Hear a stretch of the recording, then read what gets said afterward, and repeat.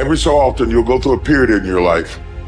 You will see yourself as a failure because you don't see yourself operating in the way that you dreamed that you would.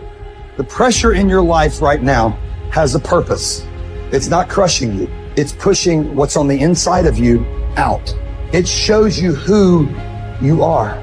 It's how you find out what's on the inside of you. I want to remind y'all of the power of the mind. You can think your way into stress. You can think your way into misery, frustration. But if you change your mind, it'll change your life. You just have to decide in your mind what you want it to be. You just have to wake up. You just have to break that negative spirit. You have to break through. There is nothing more practical than developing a vision. It's not some pie in the sky exercise. It's without a vision, you're chaotic and fragmented and hopeless and disappointed, and someone can stop you just by putting up a single obstacle. You're a house divided amongst itself. You have no forward movement. You're not enthusiastic, and that's to be filled with the Spirit of God, by the way. And your life is a sequence of disappointments and frustrations and tragedies, and you're a leaf blowing in the wind. And that is not what you're called to be. That's not what you're called to be. You're called to be a visionary constructor of the paradisal vision. Really, that's who you are. Terrible as that is to apprehend. We already will lose everything we have to lose, right? We're all in this game, man. So there's, whether you want it to be this way or not, you are betting everything on your life. You don't know what you've got until all hell breaks loose. You don't know what you can take until the pressure is applied to your life. You don't know what you can endure until people stab you in the back and walk away from you. You don't know how much courage you have until you've been under fire and under struggle and under tribulation. Just as nature takes every obstacle, every impediment, and works around it, turns it to its purposes, incorporates it into itself, so too, a rational being can turn each setback into raw material and use it to achieve its goal. You can make anything very tough for yourself, or you can do anything playfully. There is nothing really tough or easy. It is the way people experience it that something becomes very tough or something becomes a joyful process. If you make light of yourself, life will never sit heavy upon your heart. It will be light. But you think too much of yourself, everything will become difficult. Sitting, standing, somebody looked at you like this, so much difficulty, isn't it? Somebody did not look at you, so much difficulty. This is because you have made yourself bigger than what you are.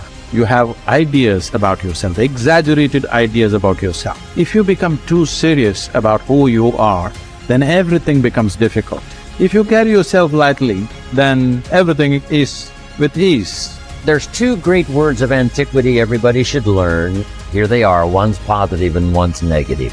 Here's the positive word from antiquity, behold. That's the positive word. Behold the possibilities, behold the opportunity, behold the future and give it design.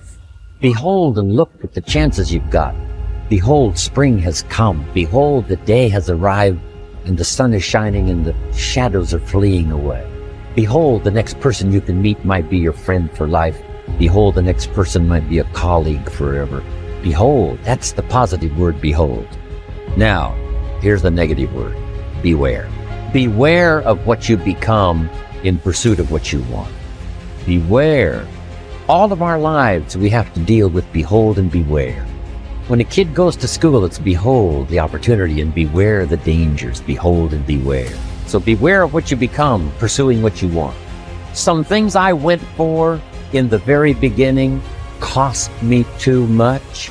I got so obsessed with some things that I found out later the price was too big to pay. If I would have known better, I never would have paid. But sometimes we learn when. So don't become so obsessed with something that you lose your sense of reason, or it costs you your friends. Don't be so obsessed with something that you compromise your virtues and your value. The story says Judas got the money. You say, well, that's a success story. No. It's true, 30 pieces of silver was a sizable sum of money, but it was not a success story.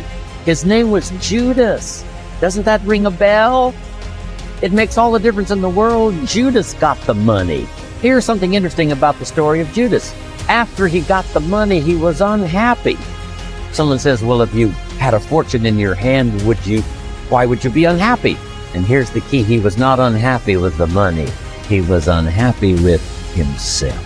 Here's a key phrase. The greatest source of unhappiness is self-unhappiness. It's not from outside the things that make us unhappy.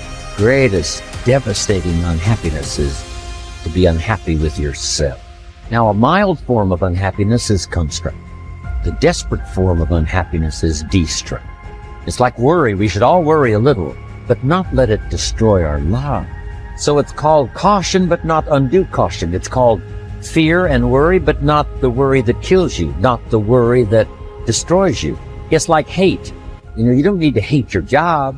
Save your hate for the important things like evil, like the weeds that attack your garden, like the diabolical ideas that try to entice your children. You don't need to hate everything. I hate this, I hate that. That's the misuse of your hate. Save it for the things we really must. How long are you going to wait before you demand the best for yourself and in no instance bypass the discriminations of reason? You have been given the principles that you ought to endorse, and you have endorsed them. What kind of teacher, then, are you still waiting for in order to refer your self-improvement to him? You are no longer a boy, but a full-grown man. If you are careless and lazy now and keep putting things off and always deferring the day after which you will attend to yourself, you will not notice that you are making no progress, but you will live and die as someone quite ordinary. From now on, then, resolve to live as a grown-up who is making progress, and make whatever you think best a law that you never set aside. And whenever you encounter anything that is difficult or pleasurable or highly or lowly regarded, remember that the contest is now, you are at the Olympic Games. You cannot wait any longer, and that your progress is wrecked or preserved by a single day in a single event. Success is both a journey and a destination, isn't it? It is both the steady, measured progress toward a goal and the achievement of a goal. Success is an accomplishment, whether it be great or small, and it's an understanding of the potential and power of an entire human life. Success is an awareness of value, and it's the cultivation of value through discipline. It can be tangible or intangible. Success is a process of turning away from something in order to turn toward something else. From no exercise to exercise, from candy to fruit, from not investing to investing. Success is responding to an invitation to change, to grow, to develop, to become, to move up to a better place with a better vantage point. But most of all, success is making your life what you want it to be, considering all the possibilities, considering all the examples. What do you want for your life? That is the big question. Remember, success is not a set of standards from our culture, but rather a collection of personal values, clearly defined and ultimately achieved. Success is your better life for you, the design you give it, the dreams you accomplish. Making your life what you want it to be for you, that is success.